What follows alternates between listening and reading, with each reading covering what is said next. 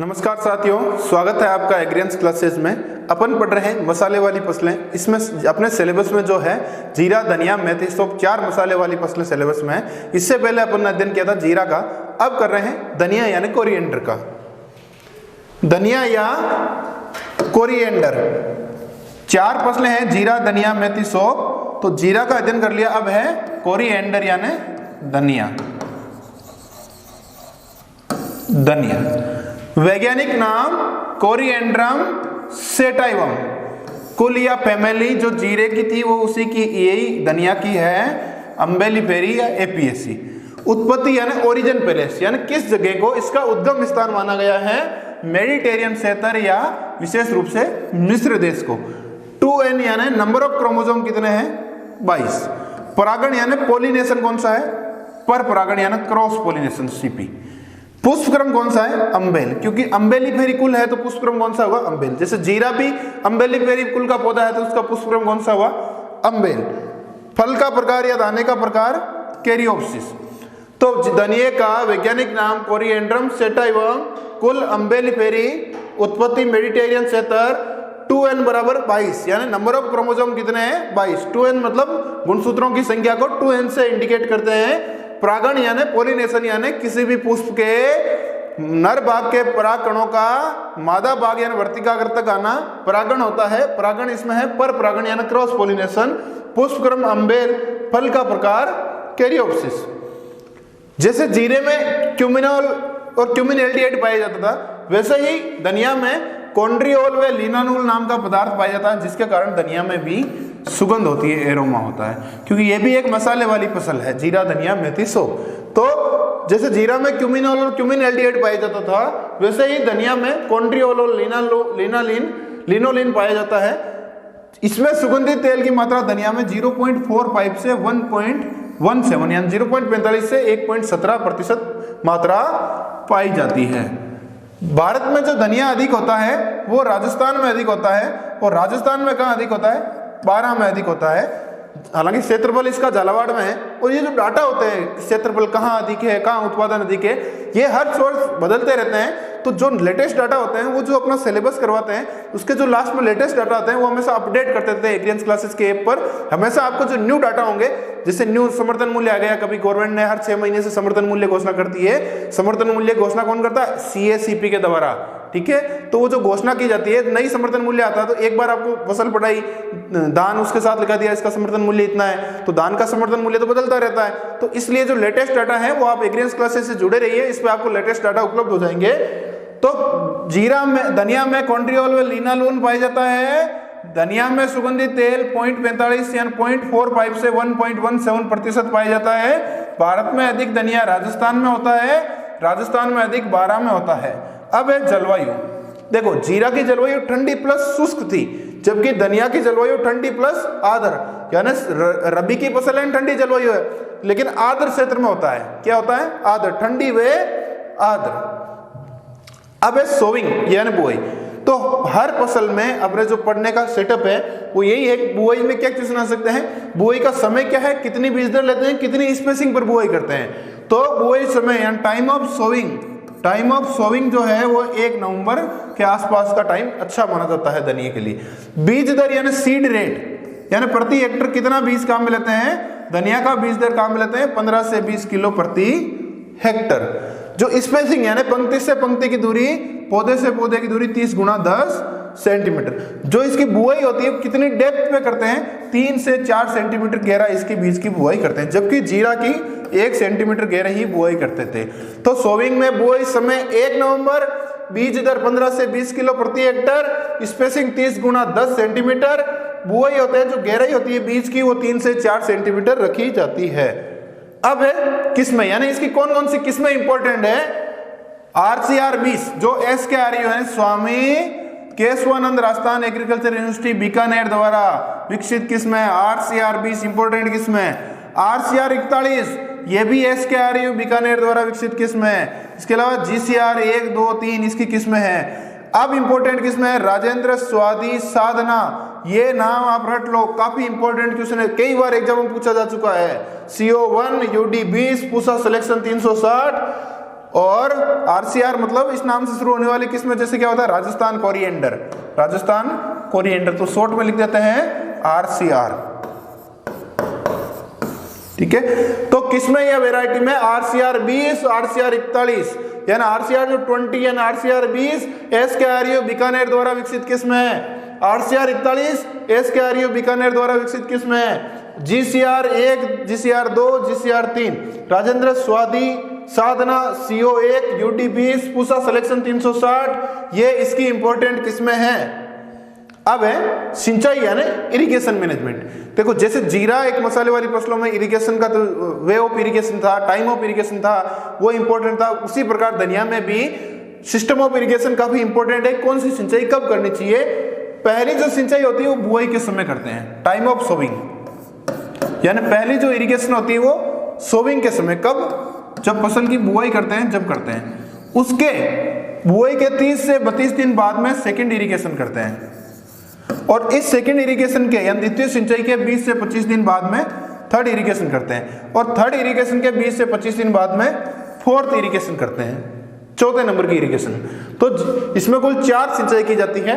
पहली सिंचाई बुआई के समय, उसके 30 से 32 दिन बाद में दूसरी, और द्वितीय सिंचाई के 20 से 25 दिन बाद में तृतीय सिंचाई, और तृतीय सिंचाई के 20 से 25 दिन बाद में चतुर्थ सिंचाई करते हैं। तो नंबर ऑफ इरिगेशन 4 करते हैं, और ये प्रथम, द्वितीय, तृतीय और चतुर्थ, first, second, third, fourth irrigation.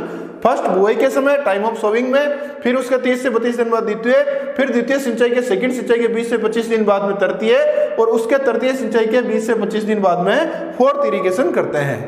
अब है उर्वरक प्रबंधन यानी फर्टिलाइजर मैनेजमेंट। किसी फसल में यह ध्यान रखा जाता है कितना नाइट्रोजन, कितना फास्फोरस, कितना पोटास दिया जाता है। तो nitrogen 40 kilo, phosphorus 30 kilo, potassium 20 kilo प्रति हेक्टर दिया जाता है, 40, 30, 20। अब है खरपतवार प्रबंधन यानी वीड मैनेजमेंट। तो जैसे जीरा में 2 खरपतवारनाशी इंपॉर्टेंट थे, फ्लुक्लोरलिन और पेंडामेथलिन, उसी प्रकार धनिया में भी 2 खरपतवारनाशी इंपॉर्टेंट है, फ्लुक्लोरलिन और पेंडामेथलिन। सर्दी की फसल है यानी रबी की फसल है, तो रबी में जो खरपतवार आएंगे वो सभी खरपतवार इस फसल में आ सकते हैं। कौन सा खरपतवारनाशी इंपॉर्टेंट है, कौन सा हर्बिसाइड काम में लेते हैं, फ्लुक्लोरलिन और पेंडामेथलिन। कितनी मात्रा लेते हैं, 0.75 से 1 kg। कब लेते हैं, क्योंकि हर्बिसाइड में 3 चीजें ध्यान रखी जाती है। कौन सा हर्बिसाइड काम में लेते हैं यानी खरपतवारनाशी कौन सा काम में लेते हैं, कितनी मात्रा लेते हैं, कब लेते हैं। कौन सा लेते हैं, या तो फ्लुक्लोरलिन या पेंडामेथलिन। कितनी मात्रा लेते हैं, 0.75 से 1 kg, इसकी भी 0.75 से 1 kg यानी 750 से 1 किलोग्राम प्रति हेक्टर। कब लेते हैं, फ्लुक्लोरलिन किसी भी फसल में प्रयोग लेना हो हमेशा बुआई से पहले ही काम लेते हैं, जबकि पेंडामेथलिन बुआई के बाद वे अंकुरण से पहले काम में लेते हैं। अब है बीमारियां, यानी धनिया में कौन कौन सी बीमारियां हो सकती है। एक बीमारी है स्तंभ पिट्टिका यानी स्टेम गोल जो नाम की, ये भी एक कवक जनित बीमारी है, फंजाई जनित, कवक जनित, और प्रोटोमाइसिस नाम के कवक से होती है। दूसरी बीमारी है उक्टा या विल्ट। तो आपको नाम से पता है उक्टा या विल्ट है। विल्ट का या उक्टा का मतलब होता है हरी अवस्था में पौधा का सूख जाना। यह भी एक कवक जनित रोग है और फ्यूजेरियम ऑक्सीस्पेरम नाम के कवक से होता है। अंगमारिया ब्लाइट, ये भी जीरा में भी होती थी, धनिया में भी होती है। विल्ट भी जीरा में होती थी, धनिया में होती है, और ये भी जीरा में होती थी और धनिया में भी होती है, यानी एक जैसे रोग है। उक्टा या विल्ट एक कवक जनित रोग है, फ्यूजेरियम ऑक्सीस्पेरम नाम के कवक से होता है। इसमें पौधा हरी अवस्था में पौधा सूख जाता है। अंगमारिया ब्लाइट ये एक कवक जनित रोग है और अल्टरनेरिया बरसाई नाम के कवक से होती है। इस बीमारी में पौधे पर भूरे धब्बे होते हैं जो बाद में काले रंग में भी कन्वर्ट हो जाते हैं। तो अंगमारिया ब्लाइट एक कवक जनित रोग है, अल्टरनेरिया बरसाई नाम के कवक से होता है। छाछा या पाउडरी मिल्ड्यू यह भी एक कवक जनित रोग है, इरिसाइपी पोलीगेनी नाम के कवक से होता है। इस बीमारी में छाछा में क्या होता है, पूरे खेत पर सफेद पाउडर सा छा जाता है, यानी पौधे को ऐसा देखते हैं कि पौधे में सफेद रंग दिखाई दे रहा है, दूर से प्रदर्शित हो रहा है।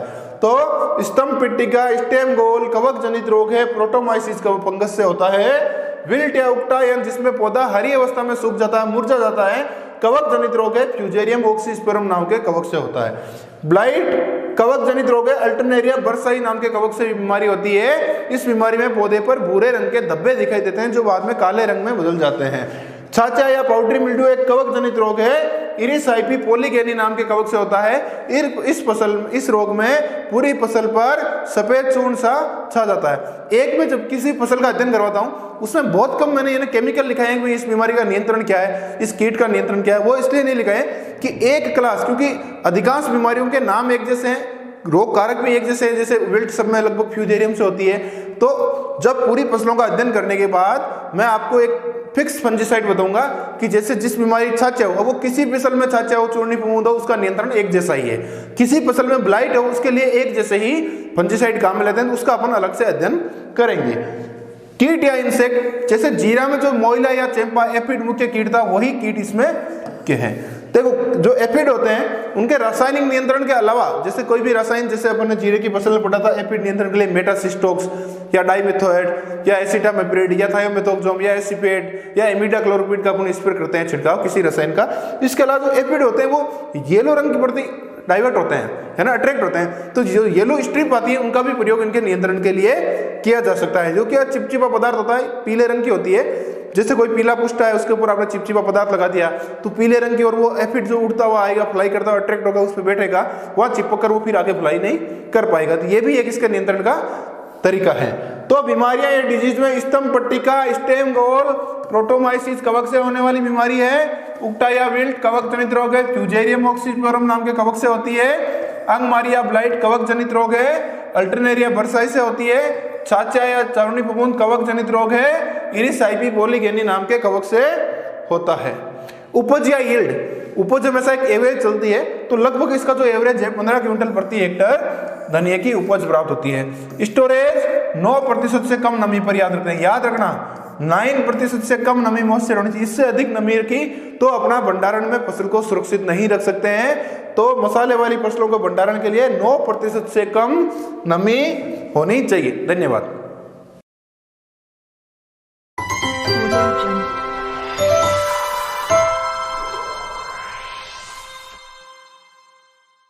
नमस्कार साथियों, एग्रीएंस क्लासेज में आपका स्वागत है।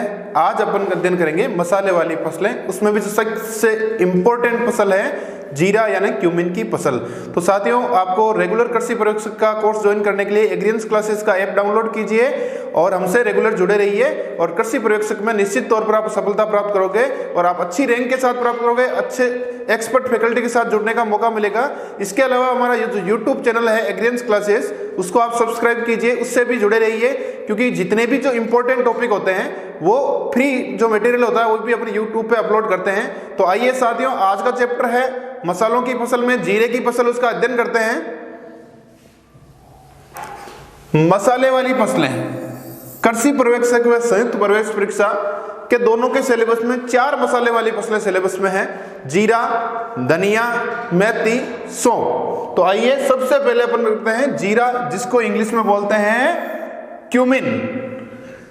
हर फसल की पहले बॉटनी पढ़ते हैं, बायोलॉजी पढ़ते हैं, फिर पैकेज ऑफ प्रैक्टिसेस पढ़ते हैं कि उसमें खेती कैसे करते हैं। तो जीरा एक बहुत ही इंपॉर्टेंट फसल है साथियों। इसके बारे में एक मारवाड़ी सॉन्ग भी है, मत भाई जीरा मार पर जीरो जीवरो बेरी, मत भाई मारा परण्या जीरो, यानी ये बहुत ही इंपॉर्टेंट फसल है। इस फसल में एक आर्थिक रूप से काफी इंपॉर्टेंट फसल है फार्मर के लिए, यानी इसकी पैदावार, इसमें जो कॉस्ट ऑफ कल्टीवेशन आती है, किसान के खेती में खर्चा ज्यादा आता है, कॉस्ट ऑफ कल्टीवेशन ज्यादा आती है, तो ये कई बार फसल डैमेज हो जाती है तो काफी नुकसान होता है फार्मर को, लेकिन अच्छी पैदावार होती है तो किसान को मालामाल भी कर देती है। इसलिए जीरा एक इकोनॉमिक रूप से भी बहुत महत्वपूर्ण फसल है और मसाले वाली फसलों में एग्जाम कंपटीशन एग्जाम की दृष्टि से भी काफी इंपॉर्टेंट है।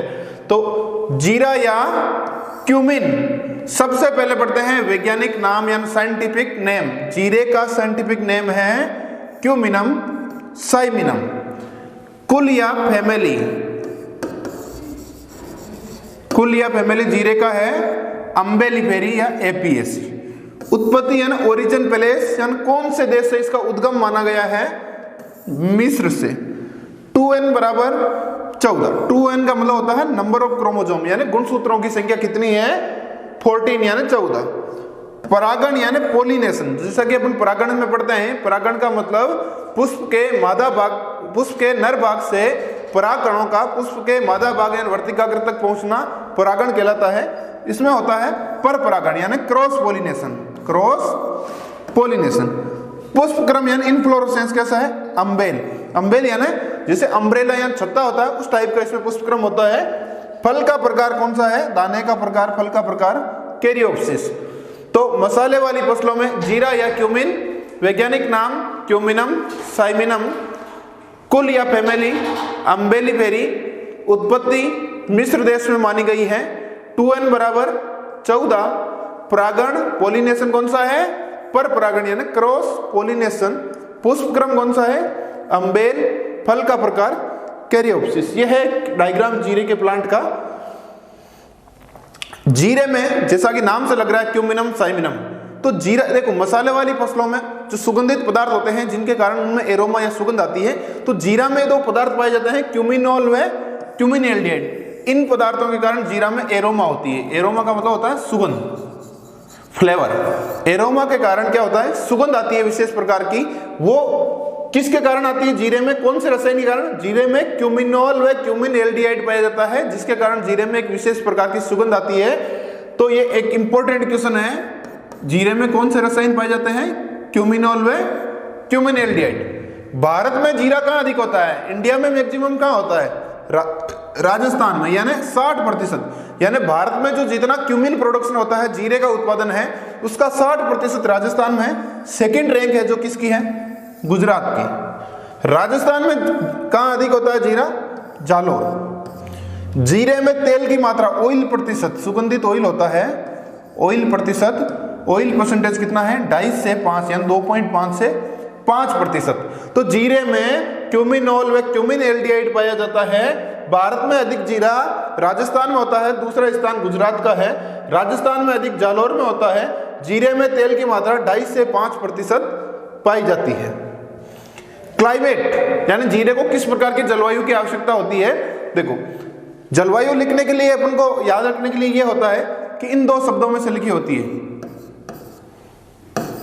ठंडी या गर्म। एक तो इसमें से एक शब्द लेना होता है, दूसरा होता है शुष्क या आर्द्र में से एक शब्द लेना। तो जो रबी की फसल होती है उनमें ठंडी जलवायु, खरीफ की है तो वो गर्म। तो जीरा रबी की फसल है तो जलवायु क्या होगी, ठंडी।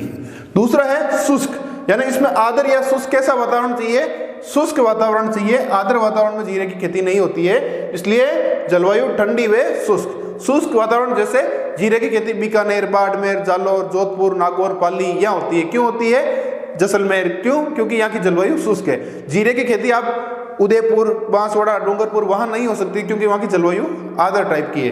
तो ठंडी एवं गर्म किस लिए, रबी की फसल है तो ठंडी जलवायु, और शुष्क आर्द्र यानी इसको शुष्क यानी ड्राई क्लाइमेट की आवश्यकता होती है। देखो जीरा में इतना शुष्क वातावरण चाहिए कि जीरा में जो पुष्पन आते हैं, फ्लावरिंग अवस्था होती है, उस समय यदि बादल हो तो बादल व अधिक नमी हो वातावरण में तो वो हानिकारक है। उससे एक बीमारी होती है जीरे में, ब्लाइट। आगे अपन पढ़ेंगे जीरे की बीमारियों में ब्लाइट या अंगमारी, अल्टरनेरिया ब्लाइट। ये किस कारण होती है, अधिक बादल व अधिक नमी के कारण। तो जीरा की जो फसल है वो ज्यादा क्लाउडी वेदर यानी अधिक बादल हो जाते हैं या वातावरण में हाईली जो ह्यूमिडिटी होती है उसके प्रति सेंसिटिव है। यानी जीरा में शुष्क मौसम होना चाहिए। क्या होना चाहिए, शुष्क, क्योंकि बादल व अधिक नमी जीरा के प्रति सेंसिटिव है, या जीरा इनके प्रति सेंसिटिव है ना, जीरे की फसल में इनसे बहुत ज्यादा नुकसान होता है। तो जलवायु ठंडी व शुष्क, कोल्ड एंड ड्राई क्लाइमेट की आवश्यकता होती है। अब है सोविंग यानी बुआई। तो हर फसल में अपन बुआई में यही अध्ययन करते हैं कि उस फसल का बुआई का समय, टाइम ऑफ सोविंग क्या है, सीड रेट क्या है, कितना बीज बोते हैं, कितनी दूरी पर यानी स्पेसिंग क्या है। तो वो जीरे का टाइम ऑफ सोविंग यानी बुआई का समय लगभग 15 नवंबर माना गया। ऐसा नहीं कि 15 नवंबर फिक्स है। क्रॉप में एक पैकेज ऑफ प्रैक्टिसेस होता है कि इस डेट के लमसम खेती करते हैं तो उसकी अच्छी पैदावार होती है। बीज दर यानी सीड रेट यानी प्रति हेक्टर कितना बीज काम में लेते हैं। जीरे की फसल में प्रति हेक्टर 12 से 15 किलो प्रति हेक्टर बीज काम में लिया जाता है। स्पेसिंग यानी पंक्ति से पंक्ति की दूरी, पौधे से पौधे की दूरी 25 गुणा 10 सेंटीमीटर। बुआई गहराई 1 सेंटीमीटर यानी जीरे का बीज मात्र 1 सेंटीमीटर गहरी ही बुआई करनी चाहिए। अधिक गहरी बुआई करने पर इसका अंकुरण नहीं हो पाता है। तो सोविंग या बुआई में बुआई समय 15 नवंबर, बीज दर 12 से 15 किलो प्रति हेक्टर, स्पेसिंग 25 गुणा 10 सेंटीमीटर, और बुआई की जो गहराई होती है जीरा की 1 सेंटीमीटर गहरा बीज की बुआई करते हैं। अधिकांश जीरे की जो बुआई होती है ब्रॉडकास्टिंग से करते हैं, छिड़काव विधि से। अब है किसमें इंपॉर्टेंट वेराइटीज कौन कौन सी है। RS1 जो इसकी वेराइटी है वो दुर्गापुरा पर विकसित किस्म है। RZ19 है जो जोबनेर से विकसित किस्म है। RZ 205 SKRU यानी स्वामी कर्ण SKRU जो यूनिवर्सिटी है, स्वामी केशवानंद राजस्थान एग्रीकल्चर यूनिवर्सिटी, क्योंकि इसका पहले का नाम RU ही था, राजस्थान एग्रीकल्चर यूनिवर्सिटी, फिर इसमें स्वामी केशवानंद नाम ऐड कर दिया गया, इसलिए स्वामी केशवानंद राजस्थान एग्रीकल्चर यूनिवर्सिटी बीकानेर द्वारा विकसित किस्म है। GC4 जो किस्म है जीरा की, गुजरात जीरा 4 GC4, वो उक्टा यानी एक जीरे में बीमारी होती है उक्टा और अंगमारी दोनों के प्रतिरोधी किस्म है। RZ और GC नाम से शुरू होने वाली अधिकांश किस्में जीरा की होती है। RZ 209 जो कादरी द्वारा विकसित जीरे की किस्म है। तो किस्मों में RS1 दुर्गापुरा से विकसित है, RZ 19 जोबनेट से विकसित जीरा की किस्म है, RZ 205 SKRU द्वारा विकसित किस्म है, GC4 उक्टा व अंगमारी प्रतिरोधी किस्म है। RZ और GC से अधिकांश शुरू होने वाली किस्में जीरा की होती है, काफी किस्में हुए इस नाम पे, इस सीरियल पे। RZ 209 कादरी से विकसित जीरा की किस्म है। ये जो GC4 किस्म है ये आज भी इतनी इंपॉर्टेंट है, आज भी GC4 का प्रचलन बहुत ज्यादा है, तो ये बहुत ही इंपॉर्टेंट किस्म है GC4।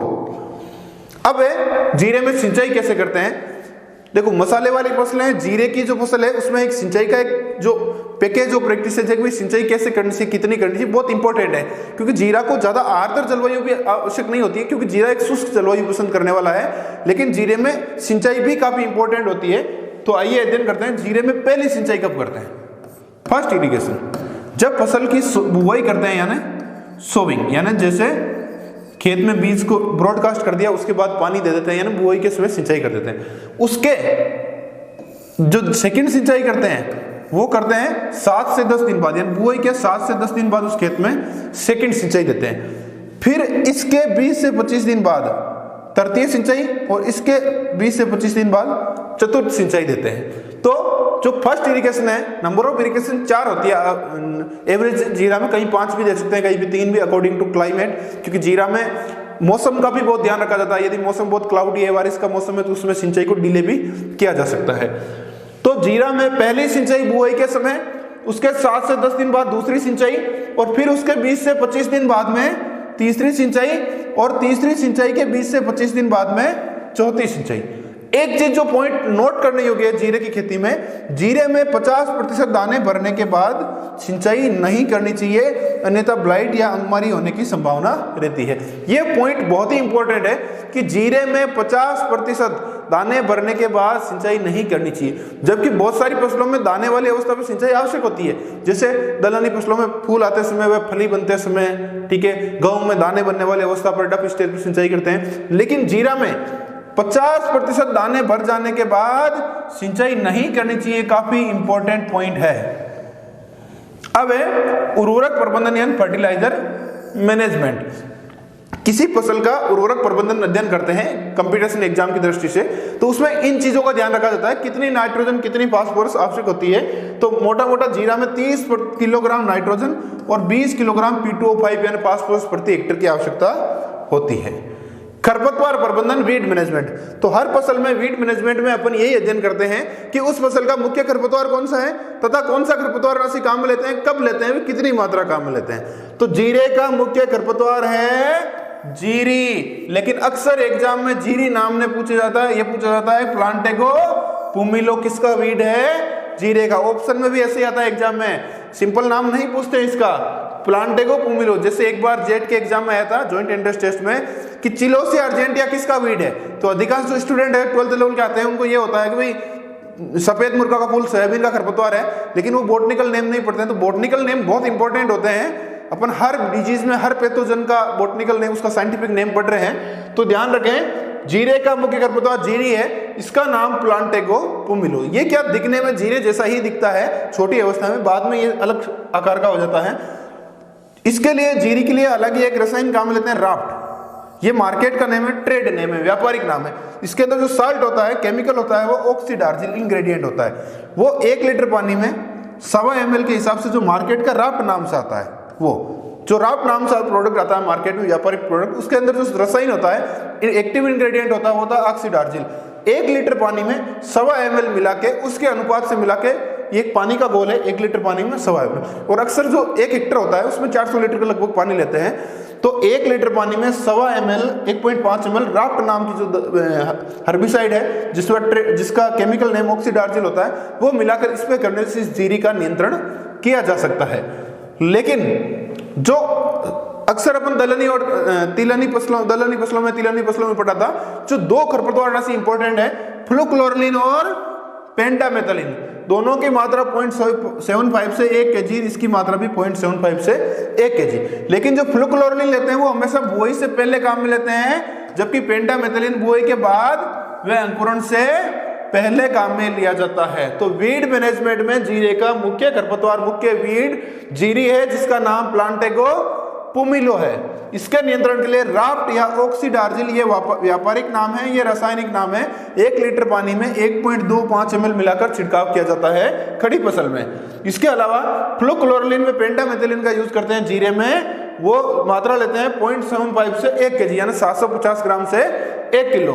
फ्लुक्लोरलिन हमेशा बुआई से पहले काम में लेते हैं, जबकि पेंटामेथिलिन बुआई के बाद वे अंकुरण से पहले काम में लेते हैं। अब है बीमारियां। जीरे की बीमारियों में पहली है उक्टा या विल्ट। जीरे की डिजीज बहुत इंपॉर्टेंट है, 3 डिजीज होती है इसमें मुख्य रूप से, विल्ट, ब्लाइट और पाउडरी मिल्ड्यू, तीनों ही काफी इंपॉर्टेंट है। विल्ट या उक्टा, विल्ट किसी भी फसल में हो, फ्यूजेरियम कवक से होती है। तो पहला क्वेश्चन की विल्ट एक कवक जनित रोग है, बैक्टीरिया जनित है, कवक जनित है, निमेटोड जनित है, तो क्या है, कवक यानी फंजाई से होने वाली डिजीज है। तो कौन से फंजाई से होती है, फ्यूजेरियम ऑक्सीस्पोरम नाम के कवक से होती है। इस बीमारी में अक्सर विल्ट में क्या होता है, हरा पौधा मुरझा जाता है।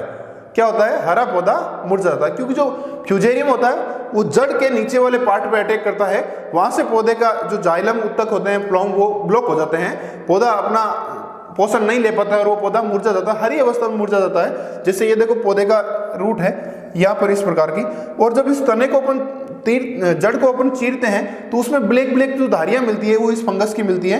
ये देखो हरी अवस्था में पौधा मुरझा गया, यानी हरी अवस्था में किसी भी विल्ट डिजीज में क्या होता है, उक्टा में हरी अवस्था में पौधा का मुरझाना, हरी अवस्था में पौधा का मुरझाना विल्ट होता है,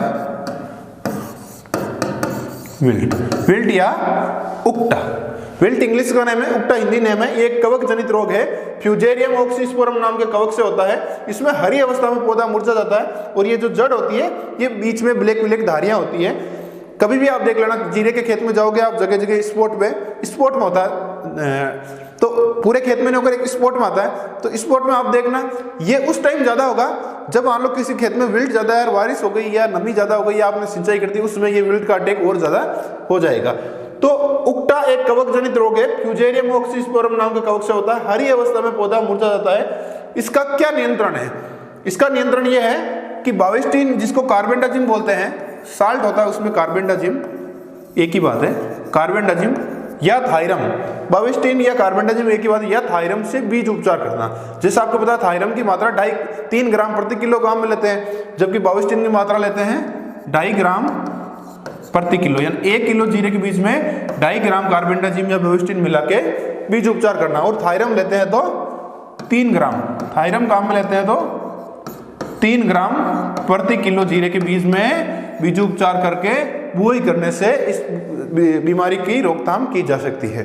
दूसरा है ट्राइकोडर्मा का प्रयोग। ट्राइकोडर्मा क्या है, ट्राइकोडर्मा एक फफूंद है जो अन्य फंगल है, कवक है, जो दूसरे कवकों का अपना भोजन बनाता है। इस ट्राइकोडर्मा को क्या बीज उपचार में भी काम में ले सकते हैं, भूमि उपचार में भी काम में ले सकते हैं। तो ट्राइकोडर्मा का बीज उपचार भी कर सकते हैं, और जैसे ट्राइकोडर्मा हर्जेनियम, ट्राइकोडर्मा विरेडी, तो इनका क्या करता है, बीज उपचार तो है ही है, भूमि उपचार जो इंपॉर्टेंट होता है वो ये होता है कि ट्राइकोडर्मा के कल्चर को लाके गोबर के ऊपर इसको मल्टीप्लाई करते हैं, उसके बाद में उस गोबर को अपन खेत में बिखेर देते हैं। तो एवरेज 2.5 किलो जो ट्राइकोडर्मा होता है 1 हेक्टेयर के लिए काम में लेते हैं। तो ट्राइकोडर्मा अपना भोजन होता है जो दूसरे फफूंद जैसे फ्यूजेरियम ऑक्सीस्पेरम, इस फफूंद को अपना भोजन बना लेता है, तो जमीन में इनका प्रकोप कम होता है, तो विल्ट की संभावनाएं कम होती है। तो विल्ट या उक्टा एक कवक जनित रोग है, फ्यूजेरियम ऑक्सीस्पेरम कवक से होता है। इस बीमारी में हरा पौधा मुरझा जाता है और जड़ में ब्लैक धारियां पाई जाती है। इसके नियंत्रण के लिए बाविस्टिन से बीजोपचार या ट्राइकोडर्मा का प्रयोग करते हैं। तीसरा है फसल चक्कर, यानी जिस खेत में विल्ट का प्रकोप ज्यादा हो रहा है तो उसमें आप जीरे की फसल को कुछ समय 2 या 3 साल के लिए बुआई नहीं करके दूसरी फसल जैसे गेहूं की फसल की बुआई करनी चाहिए, ताकि जो इसका जो मुख्य भोजन जैसे जीरा में विल्ट हो रहा है, इस विल्ट के कवक जो फ्यूजेरियम है इसको मल्टीप्लाई का मौका कम से कम मिले। तो विल्ट या उक्टा एक कवक जनित रोग है, फ्यूजेरियम ऑक्सीस्पोरम नाम के कवक से होता है। इसके लिए भविष्य चिन्ह से बीजोपचार या ट्राइकोडर्मा का प्रयोग या फसल चक्कर अपनाते हैं। अगली जो जीरे की बहुत सीरियस बीमारी है वो है अंगमारी या ब्लाइट। ये भी एक कवक जनित रोग है और अल्टरनेरिया बरसाई नाम के कवक से होती है। अब जो जीरे की ये बीमारी है ये इतनी भयंकर है कि खड़ी फसल का पूरा खेत नष्ट हो जाता है। तो ये बहुत ही, इसको देसी भाषा में जैसे कुछ लोग कालिया भी बोलते हैं गाँव में, कालिया राजस्थानी भाषा में कालिया रोग। लेकिन इस बीमारी में क्या होता है, ब्लाइट जैसा नाम से लग रहा है, ब्लाइट यानी अंगों का नष्ट हो जाना, डेथ ऑफ टिश्यू होता है इसमें नेक्रोसिस की तरह। तो इसे एक कवक जनित, कवक यानी फफूंद जनित रोग है। कौन से फफूंद से होती है, अल्टरनेरिया बरसाई। ये क्वेश्चन सहायक कृषि अधिकारी एग्जाम में आया था कि जो जीरे की ब्लाइट होती है वो कौन से कवक से होती है, अल्टरनेरिया की कौन सी प्रजाति से होती है, तो अल्टरनेरिया बरसाई से होती है।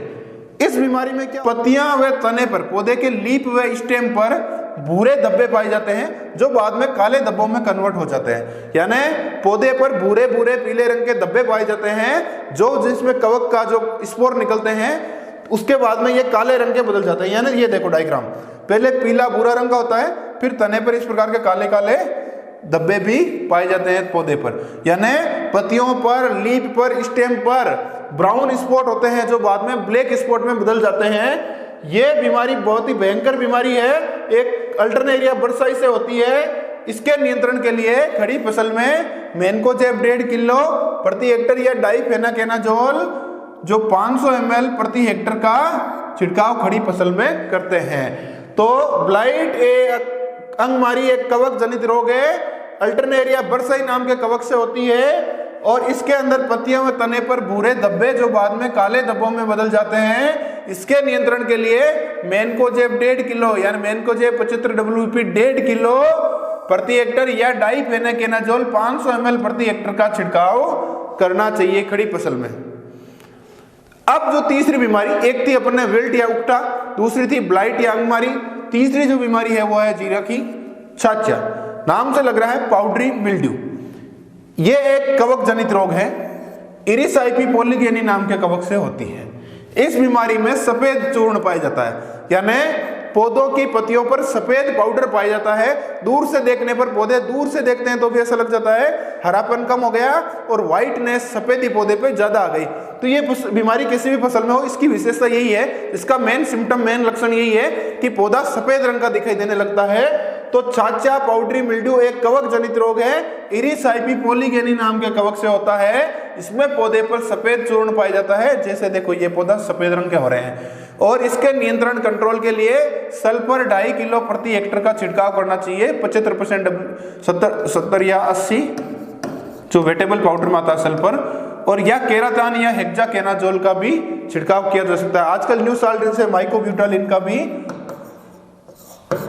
स्प्रे करते हैं, लेकिन जो इसमें मेन इंपॉर्टेंट है वो है सल्फर 2.5 किलो प्रति हेक्टर का छिड़काव करना चाहिए, या केरातान हेक्साकेनाजोल का।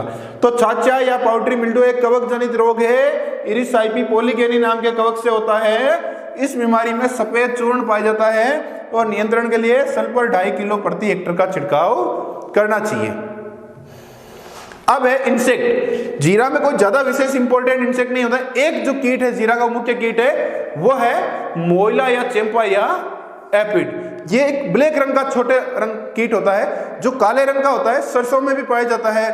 किसी भी, जब ये सरसों की फसल कट रही होती है, जब आप कोई भी येलो ड्रेस पहन के जाते हो या येलो कपड़ा रख देते हो, येलो टी शर्ट होती है, उसके ऊपर ही आके चिपकता है रोड के ऊपर। इसको जनरली सब लोग देखने से जानते हैं। तो मोइला या चेम्पा या एपिड जीरा का मुख्य कीट है। जीरा का मुख्य इंसेक्ट कौन सा है? मोइला, चेम्पा या एपिड। ये काले रंग का कीट होता है, छोटा छोटा। ये एक रस चूसने वाला कीट होता है जो जीरे की फसल में पुष्प क्रम पर रस चूसता है, जिससे जीरे के दाने नहीं बन पाते हैं या कमजोर हो जाते हैं, जिनमें वजन कम होता है जीरे का, क्योंकि ये रस चूसक कीट है। क्या है? रस चूसने वाला। इसके नियंत्रण के लिए डाइमेथोएट 30 cc 2 ml प्रति लीटर में मिलाकर छिड़काव करना चाहिए, या इमिडाक्लोरोपिड 17.5 SL का 0.5 ml प्रति लीटर छिड़काव करना चाहिए। इनके अलावा जैसे एसीफेट का छिड़काव किया जा सकता है, एसिटामिप्रिड का छिड़काव किया जा सकता है, इसके अलावा थायोमेथोक्सोम का छिड़काव किया जा सकता है, थायोमेथोक्सोम।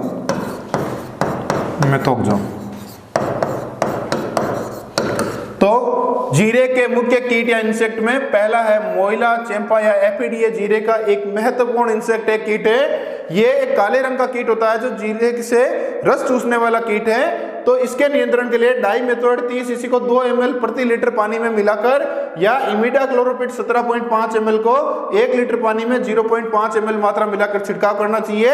इसके अलावा एसिफेट, एसिटामिप्रिड, थायोमेथोक्सोम व अन्य सिस्टमेटिक जहर का कीटनाशक का प्रयोग किया जा सकता है। अब है जीरे की उपज कभी किसी फसल की फिक्स नहीं होती है साथियों। एवरेजन माना जाता है कि किस फसल का यील्ड पोटेंशियल क्या है।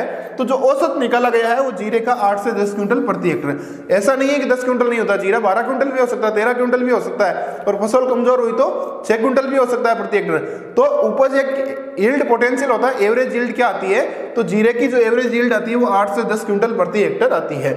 भंडारण है स्टोरेज 9% से कम नमी पर। ये 9% बहुत इंपॉर्टेंट है, क्योंकि मसाले वाली जीरा, धनिया, मेथी, सौंफ इनका भंडारण होता है वो 9% से कम नमी, जो मॉइस्चर लेवल होता है वो 9% से कम होने पर इसका भंडारण करते हैं। धन्यवाद साथियों।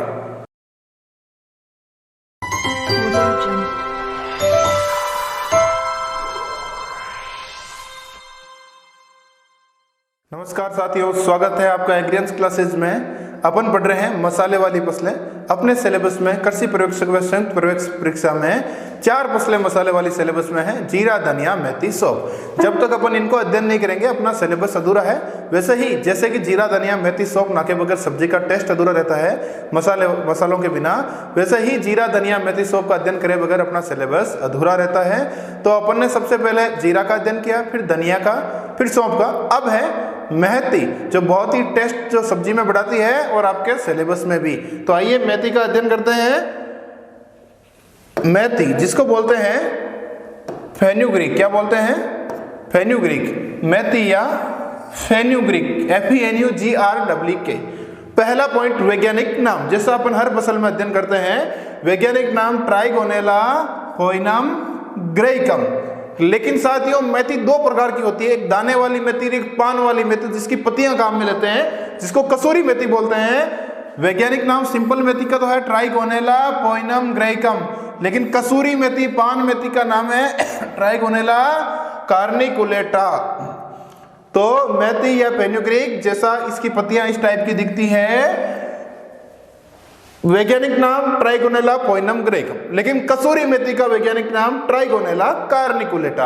अब है कुल या इसकी फैमिली कौन सी है, तो इसकी फैमिली है लेग्यूमिनेसी। साथियों अपन ने जीरा, धनिया, मेथी, सौंफ 4 फसलें, उनमें से जीरा, सौंफ और धनिया अम्बेलिफेरी कुल के पौधे हैं, उनकी फैमिली अम्बेलिफेरी है, जबकि मेथी की लेग्यूमिनेसी है।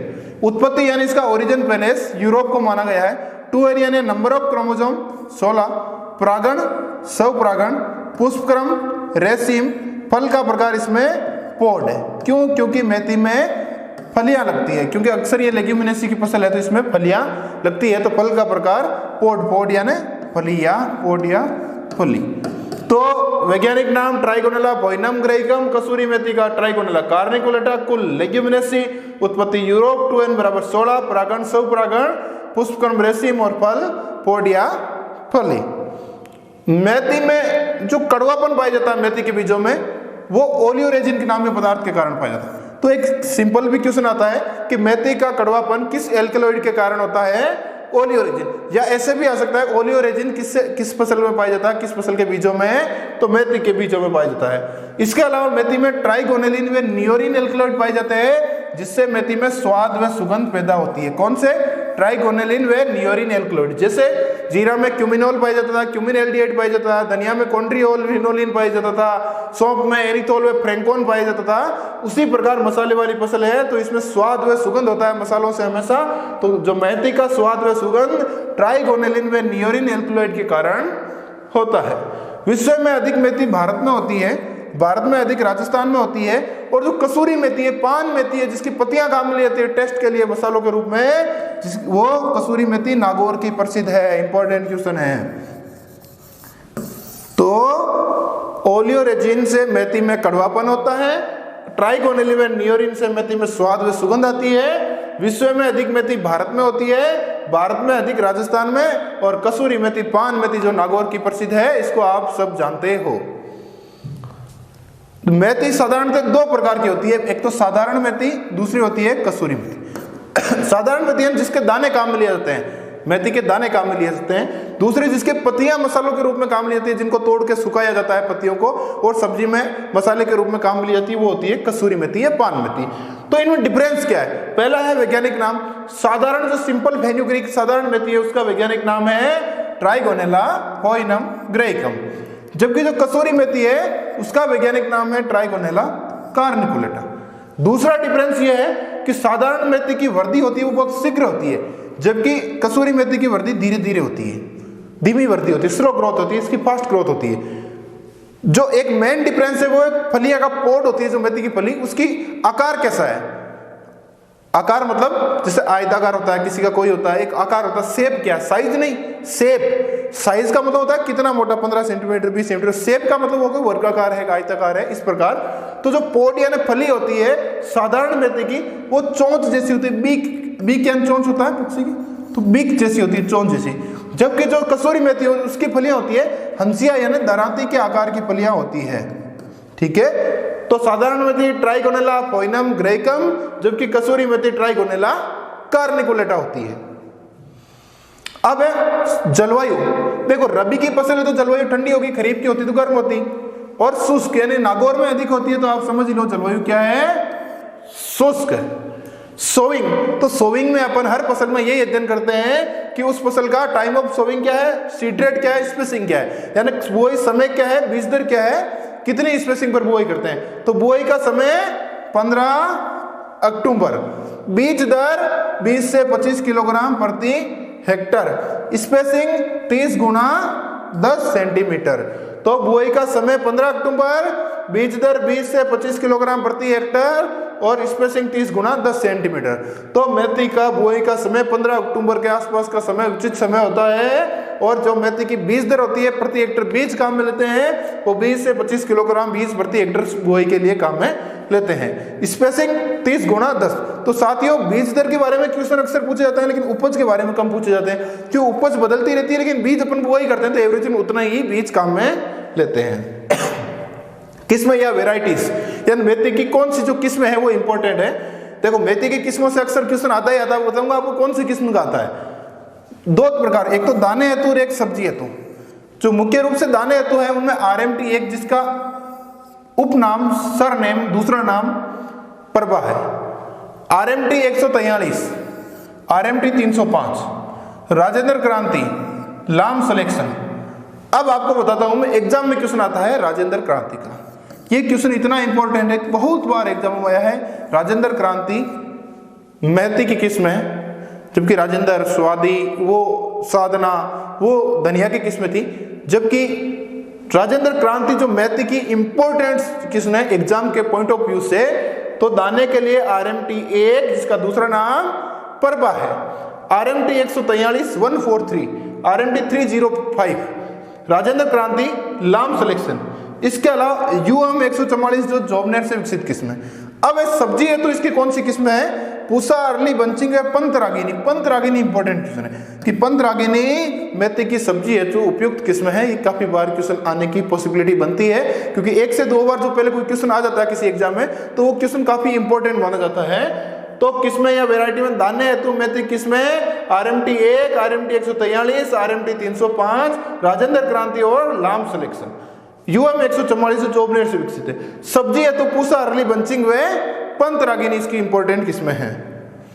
अब है सिंचाई प्रबंधन। सिंचाई कैसे करते हैं, इरिगेशन का शेड्यूल क्या है। जैसे अपन ने पढ़ी थी दलहनी फसलें, उसमें क्रांतिक अवस्थाएं थी कि 2 क्रांतिक अवस्थाएं थी, पुष्पन से पूर्व है, प्री फ्लावरिंग और फली बनते समय यानी पोड फॉर्मेशन। जबकि जीरा, धनिया, मेथी, सौंफ में जो सिंचाई का तरीका है वो होती है टाइम ऑफ इरिगेशन क्या है, यानी सिंचाई कब करनी है, वो कितनी बार करनी। तो जैसे इसमें 4 सिंचाई करते हैं, अक्सर 3 से 4 सिंचाई करते हैं, 3 भी करते हैं और 4 भी करते हैं। तो अक्सर क्या है 4, कई बार 5 भी करते हैं, वो मौसम पे भी डिपेंड होता है। तो प्रथम सिंचाई होती है जनरली बुआई के समय करते हैं, सोविंग के टाइम। फर्स्ट इरिगेशन होती है वो कब करते हैं? सोविंग के टाइम।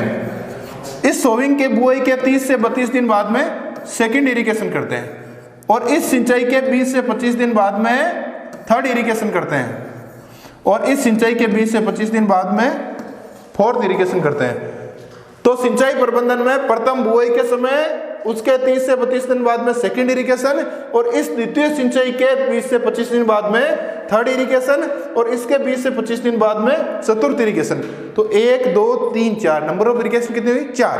पहली बुआई के समय जब फसल बोते हैं उसमें सिंचाई देते हैं, उसके 30 से 32 दिन बाद में सेकंड इरिगेशन, और द्वितीय सिंचाई के या सेकंड इरिगेशन के 20 से 25 दिन बाद में थर्ड इरिगेशन, और थर्ड इरिगेशन के 20 से 25 दिन बाद में फोर्थ इरिगेशन या नंबर ऑफ इरिगेशन 4। तो इस प्रकार का इसका सिंचाई का शेड्यूल है। अब है फर्टिलाइजर मैनेजमेंट या उर्वरक प्रबंधन। कितनी नाइट्रोजन, कितनी फास्फोरस, कितनी पोटास चाहिए? तो nitrogen 20 kilo, phosphorus 40 kilo, potassium 20 kilo. यहां एक चीज नोट करो, जैसे दलहनी फसलों में अपन क्या पढ़ते थे कि नाइट्रोजन की मात्रा कम होती थी, फास्फोरस की मात्रा ज्यादा होती थी, जबकि अन्य अनाज वाली और मसाले वाली फसलों में नाइट्रोजन की मात्रा अधिक है और फास्फोरस कम होती है। यहाँ सेम दलहनी फसलों की तरह नाइट्रोजन कम है, फास्फोरस ज्यादा, जबकि जीरा, धनिया, सौंफ में ऐसा नहीं था। ऐसा क्यों? क्योंकि जो मेथी की फसल है वो लेग्यूमिनेसी की फसल है, और लेग्यूमिनेसी की जितनी फसलें होती है लेग्यूमिनेसी कुल की, उनकी जड़ों में राइजोबियम नाम का जीवाणु पाया जाता है जो वायुमंडल से नाइट्रोजन स्थिरीकरण करता है, इसलिए नाइट्रोजन कम, फास्फोरस की तुलना में नाइट्रोजन कम देते हैं। अब कौन सा राइजोबियम होता है? अपने बायो फर्टिलाइजर का चैप्टर पढ़ा था, उसमें अलग अलग अध्ययन किया था, जिसमें अपन ने पढ़ा था मेथी के अंदर राइजोबियम मेलिलोटी नाम की राइजोबियम जैव उर्वरक प्रयोग में लेते हैं। कौन सा? राइजोबियम मेलिलोटी। तो nitrogen 20 kilo, phosphorus 40 kilo, potassium 20 kilo. और कौन सा बायो फर्टिलाइजर काम में लेते हैं इसमें? राइजोबियम मेलिलोटी। अब है वीड मैनेजमेंट, खरपतवार प्रबंधन। तो रबी की फसल है तो रबी में होने वाले खरपतवार इसी में होंगे। ऐसा तो है नहीं किसी गेहूं में कोई खरपतवार है बतवा तो इसमें नहीं उगेगा। तो रबी के जो खरपतवार होंगे वो रबी की फसलों में सभी होंगे। इसका कोई स्पेशल, जैसे जीरे का जीरी था, वैसे धनिया का, सौंफ का, इनका स्पेशल खरपतवार नहीं है, मेथी का। लेकिन रबी की फसल है तो रबी के सभी खरपतवार, उनको क्लाइमेट मिल रही है, उनको फेवरेबल कंडीशन मिल रही है, तो उसमें अंकुरित होंगे। अब कौन सा खरपतवारनाशी यानी कौन सा हर्बिसाइड काम में लेते हैं, कितनी मात्रा लेते हैं, कब लेते हैं? तो जनरली पेंडामेथलिन में फ्लुक्लोरोलिन काम में लेते हैं, मात्रा 0.75 से 1 kg लेते हैं, इसकी भी 0.75 से 1 kg। फ्लुक्लोरोलिन को हमेशा बुआई के बाद में अंकुरण से पहले लेते हैं, जबकि फ्लुक्लोरोलिन को हमेशा बुआई के पूर्व, जबकि पेंडामेथलिन को बुआई के बाद में अंकुरण से पहले काम ले। फ्लुक्लोरोलिन किसी फसल में हो बुआई से पहले, जबकि पेंडामेथलिन किसी फसल में हो बुआई के बाद, बिफोर जर्मिनेशन, आफ्टर सोइंग और बिफोर जर्मिनेशन, यानी बुआई के बाद में अंकुरण से पहले। तो ये फ्लुक्लोरोलिन, पेंडामेथलिन हर फसल में पड़ रहे हैं। जैसे आजकल नंबर ऑफ जो हर्बिसाइड है लेटेस्ट बहुत आ गए हैं मार्केट में, लेकिन बुक्स या पॉइंट ऑफ एग्जाम के व्यू से अपन यही अध्ययन करते हैं। अब है बीमारियां कौन सी है, ठीक है? तो छाछा, डाउनी मिल्ड्यू, जड़ गलन, 3 मुख्य बीमारियां हैं। छाछा यानी पाउडरी मिल्ड्यू यानी चूर्णी फफूंद, इस बीमारी का क्या नाम होता है? हर फसल में, अपने जीरे में भी पड़ी, धनिया में भी पड़ी, सौंफ में भी पड़ी, बहुत सारी फसलों में होता है। ये एक कवक जनित रोग है और इरिसाइपी पॉलीगेनी का नाम से कवक से होता है। छाछा या पाउडरी मिल्ड्यू कवक जनित रोग है, इरिसाइपी पॉलीगेनी नाम के कवक से होता है। कौन से कवक से? इरिसाइपी पॉलीगेनी। जीरा में यही था, सौंफ में यही था, मेथी में यही, धनिया में यही है। इस बीमारी में क्या होता है? पौधे पर सफेद रंग का पाउडर छा जाता है। अब नियंत्रण क्या होता है? जैसे आपने पढ़ा था छाछा के नियंत्रण, जैसे जीरा में था कि वेटेबल सल्फर, घुलनशील सल्फर का छिड़काव, केरातिन का छिड़काव, हेक्साकोनाजोल का स्प्रे या माइकोब्यूटाडिन का स्प्रे, तो वो अपन अलग से अध्ययन करेंगे। तो छाछा या पाउडरी मिल्ड्यू एक कवक जनित रोग है, ये इरिसाइपी पॉलीगेनी नाम से कवक से होता है, और छाछा बीमारी में पौधे पर सफेद रंग का पाउडर छा जाता है। दूसरी है डाउनी मिल्ड्यू यानी तुलासीता, ये भी एक कवक जनित रोग है और पेरोनोस्पोरा ट्राइगोनेली नाम के कवक से होता है। जड़ गलन यानी रूट यानी जड़, रोट यानी गलन, ये भी एक कवक जनित रोग है और राइजोक्टोनिया स्पीसीज नाम के कवक से होता है। तो छाछा या पाउडरी मिल्ड्यू कवक जनित रोग है, इरिसाइपी पॉलीगेनी नाम के कवक से होता है। डाउनी मिल्ड्यू कवक जनित रोग है, पेरोनोस्पोरा ट्राइगोनेली नाम के कवक से होता है। और जड़ गलन, रूट रोट एक कवक जनित रोग है और राइजोक्टोनिया स्पीसीज से होता है। और इनमें भी एक कवक जो कीट है, जीरा, धनिया, मेथी, सौंफ में, वो एक कीट इंपॉर्टेंट है, मोइला या एपिस जो कीट है, ये इनमें इंपॉर्टेंट है। उपज 15 से 20 क्विंटल प्रति हेक्टेयर और सभी मसालों का भंडारण 9% से कम नमी पर करते हैं। ये क्वेश्चन काफी इंपॉर्टेंट है कि मसालों का भंडारण 9% से कम नमी पर करते हैं। धन्यवाद साथियों।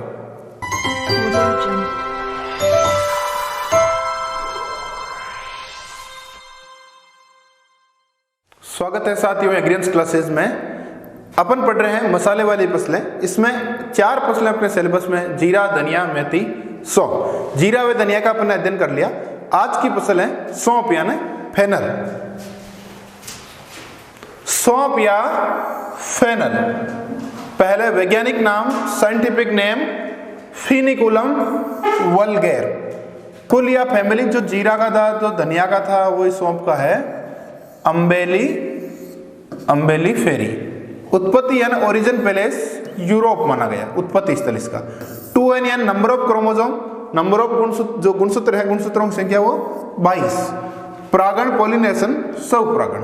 पुष्पक्रम अम्बेल, क्योंकि जो अम्बेली फेरी की फसलें होगी उन सब में पुष्पक्रम क्या है अम्बेल यानी छाते के आकार का, अम्ब्रेला का आकार का। फल का प्रकार कैरियोप्सिस। तो सौंफ या फेनल वैज्ञानिक नाम फिनिकुलम वल्गैर। कुल अम्बेलिफेरी, उत्पत्ति यूरोप, 2n 22, परागण स्वपरागण, पुष्पक्रम अम्बेल, फल का प्रकार कैरियोप्सिस। जैसे जीरा में क्यूमिनोल और क्यूमिन एल्डिहाइड पाया जाता था, धनिया में कॉन्ट्रियोल पाया जाता था, वैसे ही सौंफ में एनिथोल व प्रेंकोन नाम के पदार्थ पाए जाते हैं। एनिथोल व प्रेंकोन, क्योंकि मसाले वाली फसलें हैं तो कोई ना कोई एल्कलॉइड होगा जिसके कारण उसमें मसाला सुगंध या एरोमा आएगी। जैसे जीरा में क्यूमिन, धनिया में कॉन्ट्रियोल, जीरा में क्यूमिनोल, क्यूमिन एल्डिहाइड था, उसी प्रकार सौंफ में एनिथोल व प्रेंकोन पाया जाता है। राजस्थान में सिरोही जो है वो सौंफ उत्पादन के लिए प्रसिद्ध है। सौंफ में जो तेल की मात्रा ऑयल प्रतिशत होता है वो होता है सुगंधित ऑयल 1 से 3%। तो सौंफ में एनिथोल व प्रेंकोन नाम के पदार्थ पाए जाते हैं। राजस्थान में सिरोही है जो सौंफ उत्पादन के लिए प्रसिद्ध है। सौंफ में ऑयल परसेंटेज, जो परसेंटेज ऑफ ऑयल है, तेल की मात्रा सुगंधित तेल की, वो 1 से 3% होती है। जलवायु या क्लाइमेट, देखो रबी की फसल है तो जलवायु ठंडी, खरीफ की होती तो जलवायु गर्म होती। शुष्क से आर्द्र यानी ठंडी एवं शुष्क से आर्द्र जलवायु में इसकी खेती की जा सकती है। सोविंग यानी बुआई। बुआई में अपन क्या पढ़ते हैं, टाइम ऑफ सोविंग क्या है, सीड रेट क्या है, क्या स्पेसिंग है, यानी बुआई समय क्या है, बीज दर क्या है, स्पेसिंग। हर फसल में यही अध्ययन करते हैं। तो सौंफ का बुआई समय लगभग 15 सितंबर, ऐसा नहीं 15 सितंबर फिक्स है, यानी इसके जो एवरेज समय है 15 सितंबर के आसपास का वो बुआई के लिए उपयुक्त होता है। सीड रेट यानी बीज दर 8 से 10 किलोग्राम सौंफ प्रति हेक्टर बुआई करते हैं। स्पेसिंग यानी पंक्ति से पंक्ति की दूरी और पौधे से पौधे की दूरी 45 से 60 गुणा 20 सेंटीमीटर इसमें होती है। तो सौंफ की बुआई या सोविंग समय 15 सितंबर, बीज दर 8 से 10 किलोग्राम प्रति हेक्टर, स्पेसिंग 45 से 60 गुणा 20 सेंटीमीटर। लेकिन यह तो हुई सीधी बुआई, लेकिन सौंफ की नर्सरी भी तैयार करते हैं। यानी नर्सरी मतलब पहले नर्सरी में पौधशाला में बीजों की बुआई करके फिर खेत में रोपाई करते हैं, ऐसा भी करते हैं। तो सीधी बुआई का अपन ने अध्ययन कर लिया। 15 सितंबर बुआई है, बीज दर 8 से 10 किलो, स्पेसिंग 45 × 10 गुणा 20 सेंटीमीटर। लेकिन यदि नर्सरी से बुआई करते हैं तो बीज दर अपनी अलग हो जाती है। पहले तो ये 1 हेक्टर की सौंफ की फसल तैयार करने के लिए कितने क्षेत्रफल की नर्सरी चाहिए, 100 मीटर स्क्वायर। यानी 1 हेक्टर सौंफ की फसल की पौध तैयार करनी हो तो नर्सरी का क्षेत्रफल कितना चाहिए, 100 मीटर स्क्वायर। स्पेसिंग कितनी चाहिए, किस विधि से, नर्सरी में बुआई करके फिर खेत में बुआई करते हैं तो 100 × 60 सेंटीमीटर। और यदि नर्सरी से पौध तैयार करके बीज दर है तो 3 से 4 किलोग्राम प्रति हेक्टर। जबकि सामान्यतः बीज दर 8 से 10 किलोग्राम प्रति हेक्टर चाहिए थी। लेकिन यदि नर्सरी से बुआई करते हैं यानी पहले नर्सरी में पौध तैयार करके फिर खेत में रोपाई करते हैं तो बीज दर 3 से 4 किलो प्रति हेक्टर। ये इंपॉर्टेंट क्वेश्चन है, क्योंकि अक्सर बच्चे यही याद रखते हैं कि इसकी सीड रेट 8 से 10 किलो है। लेकिन क्वेश्चन को पढ़ो, कई बार एग्जाम में क्वेश्चन आता है सौंफ की सीड रेट क्या, आप फटाक से कर देते हो 8 से 10 किलो, 1 किलो।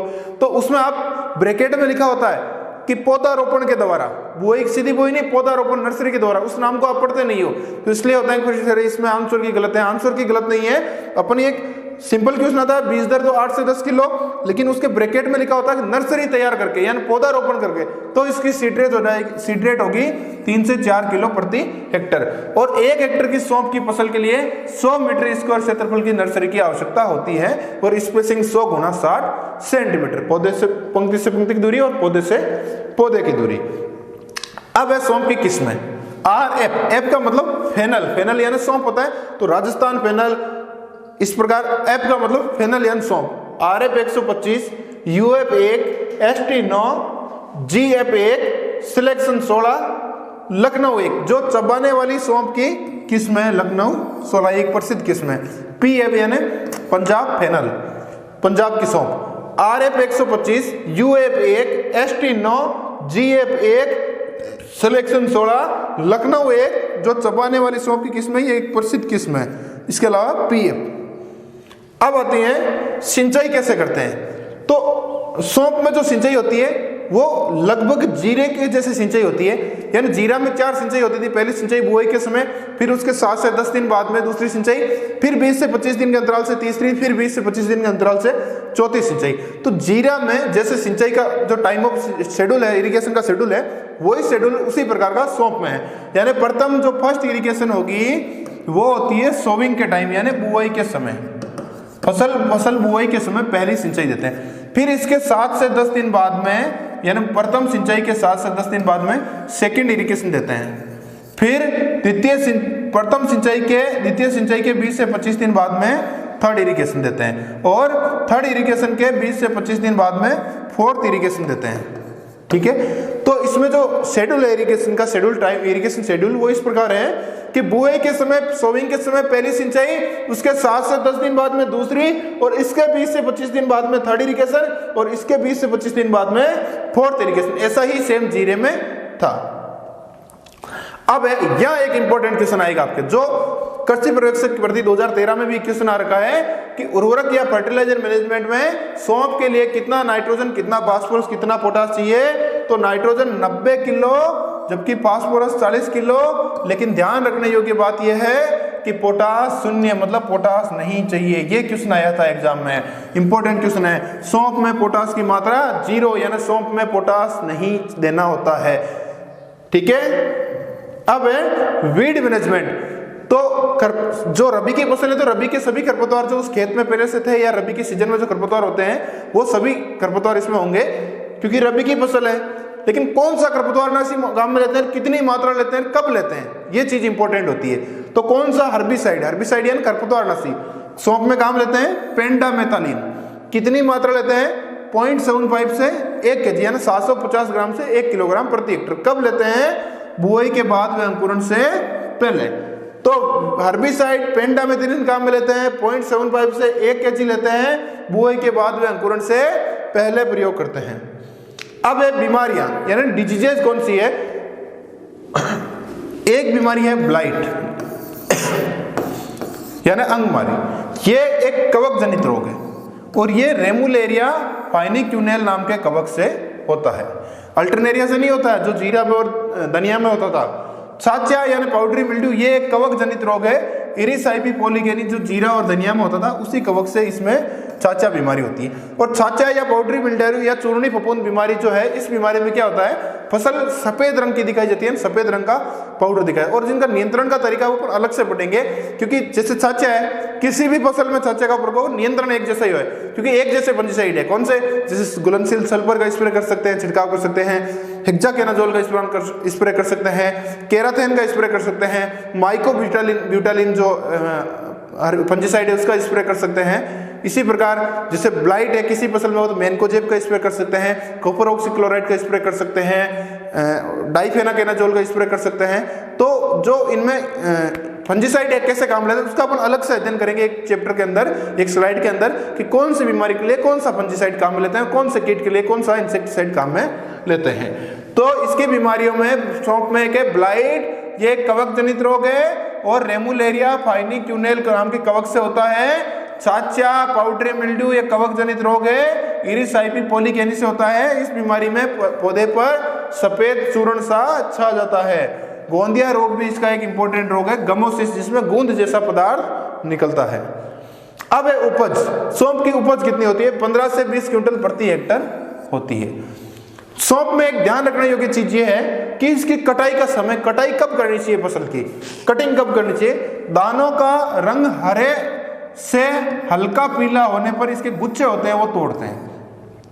सौंप की कटाई इसलिए इंपॉर्टेंट है, इसमें जो गुच्छों की गुच्छे होते हैं उनको तोड़ा जाता है। वो कब तोड़ा जाता है, इसका होता है जब दानों का रंग हरे से हल्का पीला, दानों का रंग हरे से हल्का पीला होने पर इसके गुच्छे तोड़ते हैं। लेकिन जो चबाने वाली सौंप होती है उसके जो दाने होते हैं वो पूर्ण विकसित होने से पूर्व हरी अवस्था में तोड़कर छाया में सुखाया जाता है। तो उपज 15 से 20 क्विंटल प्रति हेक्टर, और जो कटाई होती है वो दाने के हरे से हल्का पीला रंग होने पर गुच्छे तोड़ते हैं, लेकिन जो चबाने वाली सौंफ होती है चेविंग पर्पज के लिए की जाती है, उसके दाने पूर्ण विकसित होने से पूर्व हरी अवस्था में तोड़कर छाया में सुखाया जाता है। और जो भंडारण होता है 9% से कम नमी पे किया जाता है।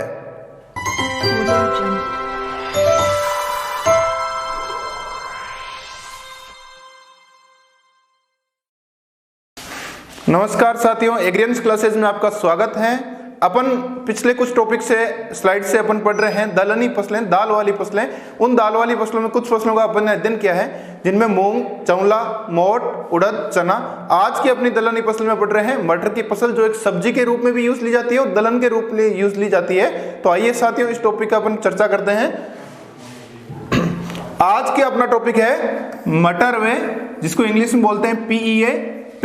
तो जैसा कि आपको विदित है, अपन कोई सी भी फसल में पढ़ रहे हैं तो सबसे पहले उसका यही क्रम पढ़ रहे हैं, पढ़ते हैं वैज्ञानिक नाम क्या है, कुल क्या है, उत्पत्ति क्या है, क्रोमोसोम क्या है, परागण क्या है, पुष्पक्रम क्या है, फिर उसकी बेसिक डिटेल।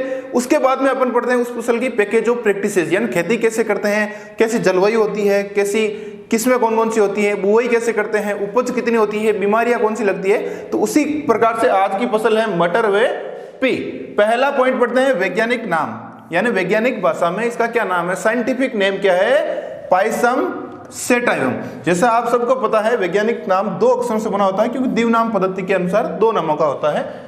कुल यानी इसकी फैमिली कौन सी है, यानी मटर की फैमिली कौन सी है, लेग्यूमिनेसी या पेपिलिनियोएसी।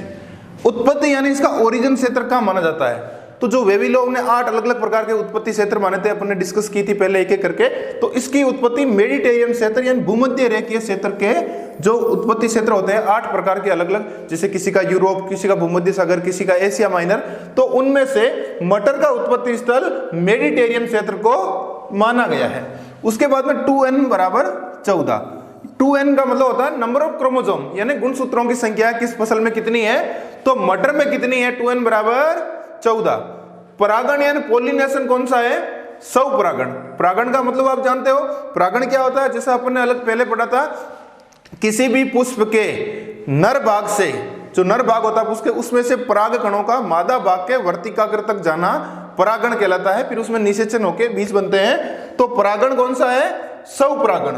पुष्पक्रम किस प्रकार का है, रेसिम। फल का प्रकार क्या है, पोड। पोड का मतलब फली, POD, पोड यानी फली। तो फल का प्रकार फली, इसलिए दलहनी फसलों में जो फल लगते हैं वो फली के रूप में लगते हैं, इसलिए फल का प्रकार पोड या फली। पोड यानी POD, इसको ऐसे भी लिख सकते हैं, फल का प्रकार फली।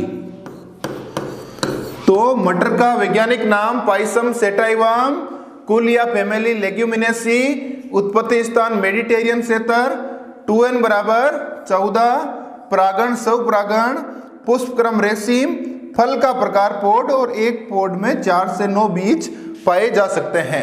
अब एक भारत में ये अधिक क्या होता है, क्योंकि हर फसल में अपन पढ़ने का सीरियल यही है। तो भारत में मटर कहाँ अधिक होते हैं, उत्तर प्रदेश में ज्यादा होते हैं। लेकिन राजस्थान में कहाँ अधिक होते हैं, जयपुर में इसका उत्पादन ज्यादा है। मटर में सेपोनिन नाम का एक तत्व पाया जाता है। क्वेश्चन आता है कि सेपोनिन किस फसल में पाया जाता है, इंपॉर्टेंट क्वेश्चन है मटर में। अब एक आपको क्वेश्चन बता रहा हूं जो काफी एग्जामों में रिपीट हो चुका है। मटर में एक तत्व पाया जाता है क्लोरमेक्वेट, जिसके कारण शुष्कता सहनशील क्षमता बढ़ती है, यानी शुष्कता को सहनशील करने की क्षमता जो बढ़ती है वो किस तत्व के कारण बढ़ती है, क्लोरमेक्वेट। किससे प्राप्त होता है, मटर की फसल से प्राप्त होता है। अब है सेलिंग प्रतिशत, यानी छिलका उतारने के बाद दानों का प्रतिशत 49, यानी 100 किलो में से 49 दाने प्राप्त होते हैं, 49%। अब है प्रोटीन, क्योंकि दाल वाली फसलों में प्रोटीन का एक इंपॉर्टेंट रोल होता है। तो हर फसल का अपन ने पहले भी अध्ययन कर चुके हैं दलहनी फसलों की बेसिक जानकारी में, कि मटर में, मूंग में अलग अलग प्रोटीन कितनी होती है। फसल के साथ भी अध्ययन कर रहे हैं। मटर में प्रोटीन प्रतिशत होता है 22.5 यानी 22.5%। कार्बोहाइड्रेट 62, हालांकि आपको विदित है कि सभी दलहनी फसलों में 60% के लगभग कार्बोहाइड्रेट होता है, तो इसमें कितना है 62। वसा यानी फैट कितनी है 1.8%। अब ये जो फेट मटर में 1.8 है, इसके साथ आपको कंपेरेटिव उदाहरण लिखे हैं बाकी फसलों में कितनी होती है। तो मूंग में 1.3% वसा, उड़द में 1.3%, चौला में 1.8, मटर में 1.8 और चना में 4.5% वसा होती है।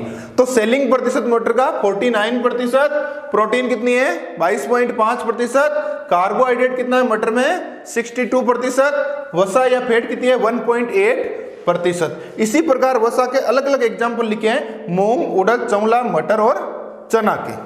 तो अब है अंकुरण हाइपोजियल। देखो अंकुरण के लिए आपको अलग से चैप्टर पढ़ा रखा है बीज की फसल में कि अंकुरण दो प्रकार के होते हैं, इपीजियल और हाइपोजियल। इपीजियल में क्या पढ़ा था, जिसमें जो मूलांकुर होता है वो जमीन से ऊपर आता है अंकुरण के समय, इपी यानी ऊपर, हाइपो यानी वो मूलांकुर क्या होता है नीचे की जमीन के नीचे की सतह पर पाया जाता है। तो हालांकि मैंने ये भी आपको ट्रिक बताई थी, खरीफ की दालों में इपीजियल होता है, रबी की दालों में हाइपोजियल होता है, लेकिन कुछ अपवाद है, अरहर, राजमा ये। तो अंकुरण कौन सा है हाइपोजियल। स्वीटनेसनेस यानी मीठापन, उसके बारे में है रिंकल्ड और स्मूथ सीड। रिंकल्ड मतलब झुरीदार बीज जिसमें रिंकल होती है झुरियां, स्मूथ यानी चिकने बीज। जो मटर के झुरीदार बीज होते हैं, झुरीदार मटर होते हैं, उनमें मीठापन स्वीटनेस ज्यादा होती है कंपेरेटिव टू स्मूथ सीड यानी चिकने बीजों की तुलना में झुरीदार बीजों में मीठापन अधिक होता है। मटर का परीक्षण भार है 170 ग्राम। तो आपको बता रखा है परीक्षण भार बोलते हैं 1000 बीजों के भार, किसी भी फसल के 1000 दानों का वजन क्या होता है परीक्षण भार, और 100 बीजों का भार को कहते हैं बीज सूचकांक। तो 1000 बीजों का भार कितना है 170 ग्राम, 170। अब वर्गीकरण यानी क्लासिफिकेशन, यानी मटर को बोटनिकली रूप से दो भागों में बांटा गया है। पहला है गार्डन मटर, दूसरा है फील्ड पी। गार्डन मटर मतलब सब्जी वाला मटर, ये समझ लो। फील्ड पी मतलब जो दाल के रूप में। देखो मटर को दो प्रकार के यूज होता है। मटर एक दलहनी फसल है क्योंकि इसको दाल के रूप में भी यूज लेते हैं। इसके अलावा मटर एक सब्जी वाली फसल भी है, तो उसको कहते हैं गार्डन यानी बगीचा, नाम से लग रहा है। फील्ड यानी खेतों में होने वाला मटर। तो गार्डन पी और फील्ड पी दोनों मटर का नाम होता है Pisum sativum, Pisum sativum. Variety कौन सी अंतर है कि गार्डन पी है तो पीछे लिखा होगा वैरायटी हॉर्टेंस, हॉर्टिकल्चर की फसल है, और फील्ड पी होगा तो क्या लिखा होगा वैरायटी अर्वेंस।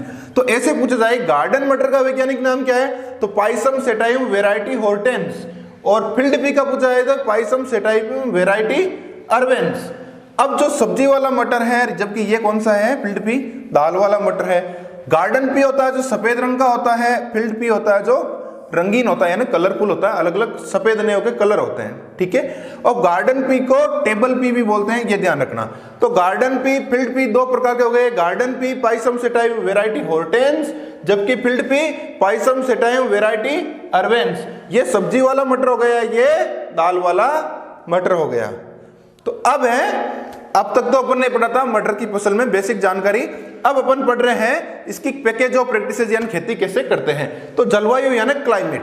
देखो जलवायु लिखने का तरीका क्या होता है, गर्म या ठंडा में से एक शब्द लेना होता है। यदि कोई फसल खरीफ की फसल है तो उसकी जलवायु गर्म हो सकती है, रबी की है तो ठंडा। तो मटर में कंपेरिजन ठंडी जलवायु की आवश्यकता होती है, ठंडी व शुष्क जलवायु की आवश्यकता होती है। पाला संवेदनशील, पाला मतलब जो पाला पड़ता है फ्रॉस्ट, उसके प्रति बहुत संवेदनशील है। यानी कौन सी दलहनी फसल पाला के प्रति मैक्सिमम रूप से सेंसिटिव है, संवेदनशील है, जिसमें पाला अधिक लगता है, वो कौन सी है मटर। टेम्परेचर यानी फसल की कुछ अवस्थाओं के लिए टेम्परेचर कितने डिग्री होता है, कितने हॉट कितना कूल है, उसका बहुत डिपेंडेंस होता है। अंकुरण यानी जर्मिनेशन की जो अवस्था होती है मटर की, उसके लिए 22 डिग्री सेल्सियस तापमान उपयुक्त रहता है। लेकिन जो दाने ग्रेन बनते हैं उसमें 15 से 22 डिग्री सेल्सियस तापमान उपयुक्त रहता है। अब है सोविंग यानी बुआई। बुआई में अपन हर फसल में क्या अध्ययन करते हैं कि उस फसल की बुआई किस समय करते हैं और कितना बीज यानी बीज दर काम में लेते हैं, कितनी स्पेसिंग होती है, तीन चीजों का अध्ययन करते हैं। तो पहली चीज है बुआई का समय, क्योंकि मटर दो प्रकार के अपने पढ़ा फील्ड पी और गार्डन पी। गार्डन पी मतलब सब्जी वाला मटर और फील्ड पी मतलब जो दाल के लिए उगाते हैं। तो बुआई समय, इसका बुआई समय 15 से 31 अक्टूबर यानी अंतिम पखवाड़ा अक्टूबर का, जबकि गार्डन पी नवंबर का है, प्रथम सप्ताह में बुआई करते हैं। अगला है बीज दर यानी प्रति हेक्टर कितने बीज बुआई के लिए काम में लेते हैं। तो फील्ड पी में लेते हैं 60 से 80 किलो बीज प्रति हेक्टर, जबकि गार्डन पी में लेते हैं अगेती में तो 100 से 125 किलो और पछेती बुआई में 75 से 80 किलो प्रति हेक्टर। अब है स्पेसिंग यानी पंक्ति से पंक्ति की दूरी, पौधे की दूरी कितनी है 30 × 10 सेंटीमीटर, इसमें भी कितनी है 30 × 10 सेंटीमीटर। अब तो इस वक्त वो इसमें 15 से 31 अक्टूबर फील्ड पी का, गार्डन पी का नवंबर का प्रथम सप्ताह है। इसकी बीज दर 60 से 80 किलो, जबकि इसकी अगेती की 100 से 125 और 75 से 80 किलो प्रति हेक्टर। स्पेसिंग यानी पंक्ति से पंक्ति की दूरी, पौधे से पौधे की दूरी 30 गुणा 10, इसमें भी 30 गुणा 10 सेंटीमीटर। बीजो उपचार यानी सीड ट्रीटमेंट, यानी सीड का ट्रीटमेंट, बीज का उपचार कैसे करते हैं?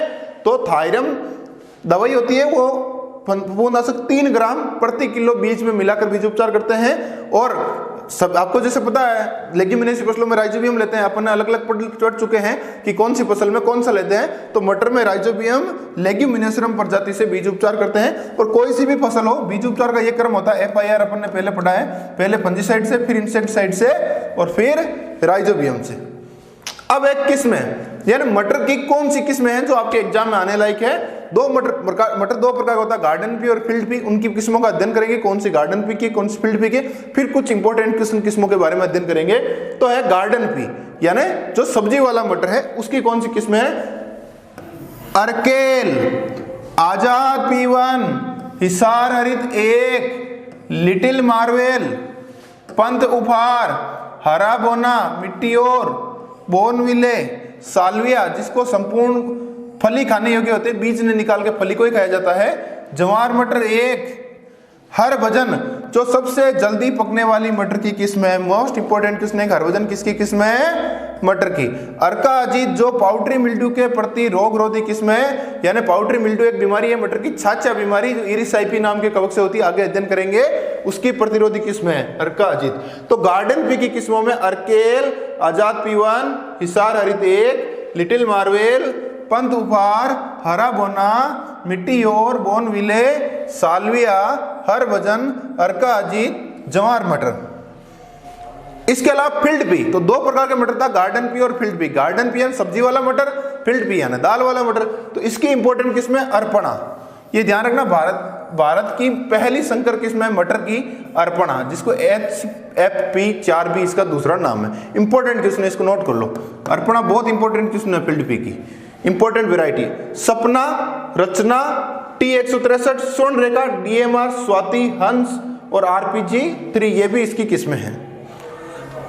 अब अपन ने गार्डन पी और फील्ड पी की अलग अलग किस्में पढ़ ली। अब कुछ किस्में जो इंपॉर्टेंट के अलग से पैरामीटर पढ़ते हैं, 2-3 किस्मों के। एक रचना है इसकी इंपॉर्टेंट किस्म है मटर की, ध्यान रखना। अब है अलंकार, इसकी विशेषता एक सफेद बीजों वाली किस्म है, यानी इसके दाने होते हैं वो सफेद रंग के होते हैं। दूसरी है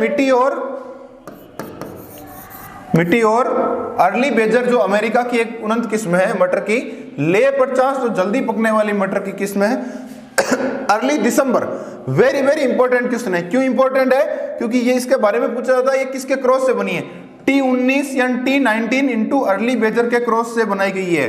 तो अर्ली दिसंबर किस्म किसके क्रॉस से बनी है? T19 यानी T19 गुना अर्ली बेजर के क्रॉस से बनी हुई। इसकी किस्म के पेरेंट्स पूछे जा सकते हैं कि अर्ली दिसंबर किस्म किसके क्रॉस से बनी है? T19 into early badger. और अर्ली बेजर है जो एक USA की किस्म है, अमेरिका की। इसके अलावा एक किस्म है न्यू लायंस परफेक्शन। अब है किस्मों के बाद में सिंचाई प्रबंधन यानी इरिगेशन मैनेजमेंट।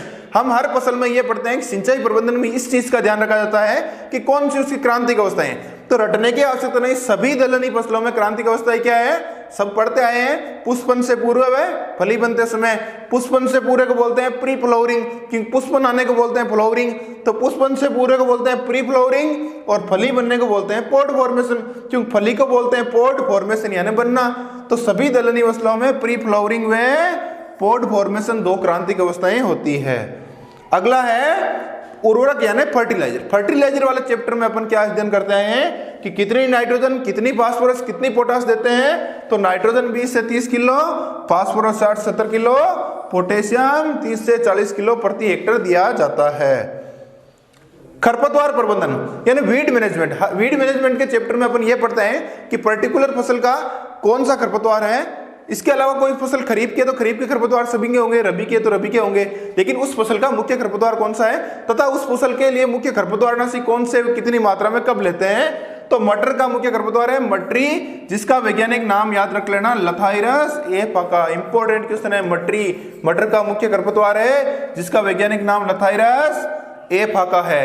अब साथियों जो इस खरपतवार जो वीड मैनेजमेंट है उसके टॉपिक में अपन हर फसल में पढ़ते हैं कि कौन सा खरपतवारनाशी काम में लेना है, कितनी मात्रा लेनी है, वे कब लेनी। तीन चीजें, कौन सा खरपतवारनाशी हर्बिसाइड, कितनी मात्रा, कब लेनी। तो सभी दलहनी फसलों में एक जैसा ही है, या तो फ्लूक्लोरलिन काम में लेते हैं या पेंडामेथिलिन लेते हैं। मात्रा 0.75 से 1 kg यानी 750 ग्राम से लेकर 1 किलो के मध्य।